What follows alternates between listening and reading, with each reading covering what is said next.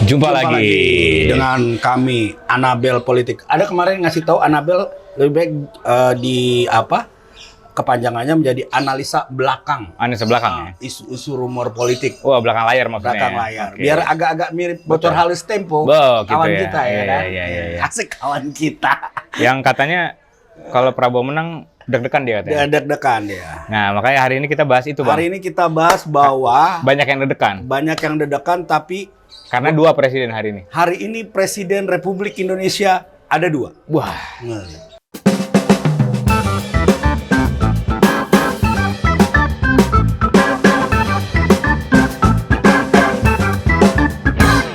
Prabowo Subianto dan Joko Widodo. Prabowo Subianto kalau ibarat mobil keluaran terbaru. Keluaran terbaru nih. Ya kan? Ibaratnya dia mobil listriknya ini, karena mobil baru-baru. Nah, dia kalau Jokowi masih bensin, SMK soalnya dia kan. Jokowi masih konvensional. Iya, betul. Artinya hari ini siapapun yang bertemu dengan Prabowo Subianto, baik itu level politik, elit politik sampai level grassroots, akan menyebut dia sebagai presiden. Ya kalau bahasa SBY kan, you are my commander. Ya, SBY itu udah sinyal. Dia tidak pernah ngomong begitu ke Jokowi. Iya, jadi commander dia itu ya Prabowo. Lah, itu korsa yang memang selalu dijaga para elit-elit tentara sampai dia purnawirawan. Dan kalau dilihat suara, Bang, Prabowo hari ini mendapat kalau real count ya, yang baru mungkin 70-80% ya. Itu ada sekitar 56% ya, 56-58%. Itu kalau dikonversi suara dengan 110 juta. Ya, 110 juta. Sementara dulu Jokowi Ma'ruf itu 55%, setara 85 juta. Oke. Artinya ada peningkatan drastis loh. Iya. Terlebih perbandingan antara Pilpres 2019 dan Pilpres 2024 adalah Prabowo berhadapan dengan Jokowi atau Jokowi hanya berhadapan dengan Prabowo. Sementara di 2024 Prabowo harus menghadapi dua calon lawan. Artinya pertarungannya lebih besar, pertarungannya lebih kuat, pertarungannya lebih sangat menguras energi. Makanya itu yang membuat feeling kita tuh Jokowi udah mulai manggil elit-elit nih. Iya. Karena dia tahu dia juga harus pasang pasang posisi juga. Ya. Gua tuh masih presiden dan gua tuh nanti bakal terlibat di pemerintahan Prabowo juga gitu ya. Kalau secara analoginya rembulan, asik. Prabowo itu bulannya sedang bersinar sekali. Makin besar. Betul. Jokowi makin mengerucut. Jadi artinya kalau dalam sebuah kekuasaan, Prabowo itu sudah menguasai grassroots dan elit.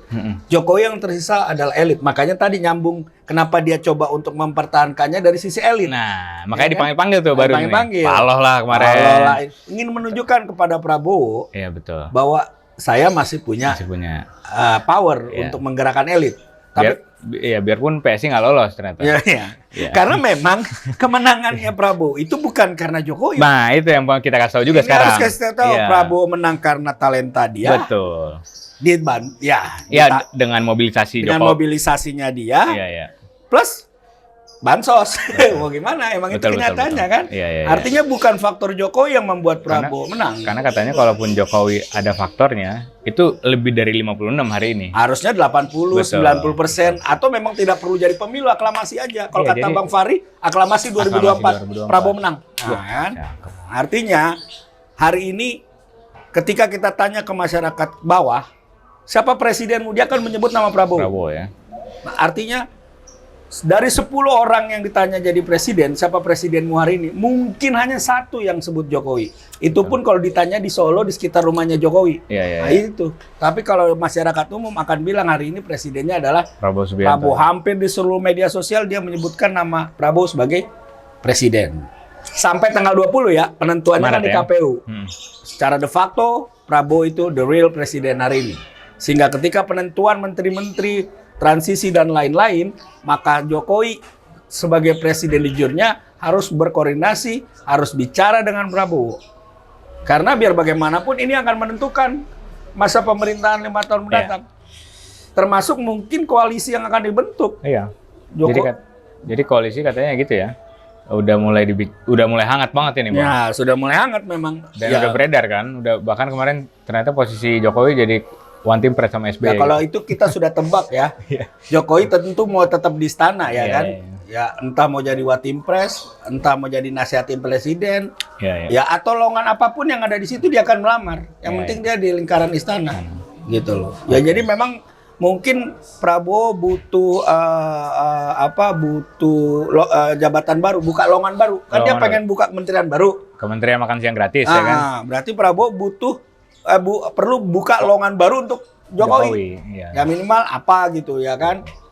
Ya kita nggak tahu apa yang mau dibuat nama Jokowi di situ. Karena dia waktu itu pernah mimpi sekjen PBB, cuman kayaknya PBB ngeliat dia kalau mau ngomong aja mau suruh tes Tom Lembong yang suruh ngomong gitu kan. Jadi kayaknya sekjen PBB susah bang kata Prabowo kan. Jadi kayaknya gue taruh di dalam aja nih orang nih gitu ya. Kalau sekjen PBB Bumi Bangunan boleh pajak Bumi Bangunan ya. Atau Bulan Bintang, Bulan Bintang atau sekjen Partai Bulan Bintang. Iya. Jadi memang kalau gue melihat ya hari ini Prabowo going with the flow, dia ikutin semua whatever Jokowi mau, tapi in the end dia yang akan pegang komandonya. Nah, dia hanya ingin menunggu sampai bulan Oktober dia sah dilantik jadi presiden, maka semuanya di take over sama dia. Dan memang masyarakat sudah mulai harus terbiasa bahwa sampai ada 6 bulan, rentang waktu 6 bulan. Kalau pertama tidak terjadi pemilu ulang, ya kan? Kedua, tidak terjadi pemilu putaran kedua, ya kan, yang digadang-gadangkan oleh kelompok Anies. Nah, dan artinya selama 6 bulan ke depan. Dan satu lagi bang, jangan lupa, kalau tidak ada hak angket dan pemakzulan. Nah, kalau kita lihat dari pandangan beberapa praktisi, walaupun itu praktisinya di 02, hak angket dan pemakzulan tidak membuat hasil pemilu 2024 itu batal ya. Batal. Tetapi mempercepat Prabowo jadi presiden. Justru itu ya. Karena belakangan juga ternyata Ganjar yang koar-koar itu kemarin bang, hak angket. Ternyata habis itu dia berita terakhir dia bilang, ya minimal raker lah. Ternyata kayaknya lembek juga dia. Karena ternyata cuma raker. Makanya dia banyak yang pesimis juga. Ini kayaknya pemakzulan sama hak angket nggak jadi. Karena juga kayaknya setelah Paloh dipanggil, terus Jokowi juga kasih sinyal bakal manggil PKB bang. Jadi kayaknya emang ya udah pengondisian lah udah. Ya bagi Prabowo pemakzulan atau tidak terjadinya pemakzulan sama aja, ya kan? Bagi dia aman. Kalau pemakzulan terjadi maka kalau itu Jokowi yang terpengaruh. Jokowi yang terpengaruh. Ya kan kembali lagi bahwa pada hari ini yang punya kepercayaan publik terhadap intelektual politik ya Prabowo hari ini. Sementara Jokowi ya tadi sudah mulai hilang. Iya betul. Perlahan hilang. Ya? Perlahan hilang dalam bayangan-bayangan masyarakat. Betul. Yang muncul ada Prabowo dengan gemoynya. Prabowo dengan tim kuatnya dia. Jadi diskusi masyarakat sudah mulai bergeser ke Prabowo ya. Ke Prabowo. Jadi kita punya 2 presiden dengan kekuatan yang sangat besar. Kita punya polar politik yang sangat kuat, 2 yaitu 1 di Kertanegara atau Hambalang, 1 di Merdeka Utara atau di Bogor. Atau di Solo ya. Atau Solo masih Solo. dihitung nggak ya? Ya Solo dihitung untuk tempat istirahat aja mungkin ya. Jadi Solo dengan Hambalang. Kalau secara politiknya Kertanegara dengan Istana Negara. Siap. Jadi kalau gitu buat Pak Prabowo ini saatnya Anda sujud syukur. Karena sebelumnya sujud syukur ternyata dibatalin. Ini udah bisa bang berarti ya. Kalau menurut saya karena makin bersinar kalau kata bang ya. Ya aura bulannya makin bersinar. Ya kan? Prabowo hari ini presiden bos. Iya. Prabowo hari ini presiden. Ada intel tadi bang yang nggak tahu. Jangan terlalu muji-muji banget nih, karena nggak kita bicara fakta politik fakta ya. bahwa sekarang begini, AHY ketemu dilantik kemarin, dia hormat sama berapa orang? 2, Jokowi dan Prabowo. Erlangga ketemu Prabowo, melihat Prabowo sebagai apa? Menteri kolega dia sebagai menteri. Satu lagi adalah presiden dia. Betul. Semua koalisi itu melihat melihat Prabowo sekarang presiden, betul. Yang nggak dihormatin yang dicari AHY yang gini-gini, Muldoko katanya. Muldoko? Iya, nggak ada katanya.